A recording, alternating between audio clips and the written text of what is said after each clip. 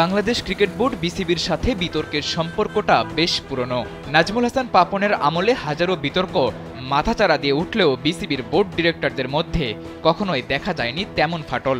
তবে বিসিবির নতুন সভাপতি ফারুক আহমেদের আমলে সেই বিতর্কই প্রকাশ্যে এলো সবার আগে। 3 দিন আগেই ছড়িয়েছিল খবর, প্রেসিডেন্ট বক্সে ক্রীড়া উপদেষ্টার প্রেস সচিব মাহফুজুল আলম দুর্ব্যবহার করেছেন বিসিবি প্রেসিডেন্ট ফারুক আহমেদের সঙ্গে। সেই উত্তাপ এখনও থামেনি। এরই মধ্যে জানা গেছে বিসিবির বোর্ড ডিরেক্টর নাজমুল আবেদিন ফাহিমের সঙ্গে সভাপতি ফারুক আহমেদ নিজেই করেছেন দুর্ব্যবহার। কালবেলার সূত্র বলছে, নাজমুল আবেদিন ফাহিমকে নিজ রুমে ক্রীড়া মন্ত্রণালয়ের কর্মকর্তাদের সামনেই অপমান করেছেন বিসিবি প্রেসিডেন্ট ফারুক আহমেদ। স্যান্ডেলিনা সো, রূপচর্চায় আভিজাত্য। বিপিএল শুরুর দিন মাহফুজুল আলমের সঙ্গে তর্কে জড়ানো বিসিবি প্রেসিডেন্ট ফারুক আহমেদ পুরো ঘটনার মাস্টারমাইন্ড হিসেবে দায়ী করেছেন বিসিবির অন্যতম বোর্ড ডিরেক্টর নাজমুল আবেদিন ফাহিমকে। এমনকি তিনি তলে তলে গুটি চালিয়ে বিসিবিকে অস্থির করার চেষ্টা করছেন।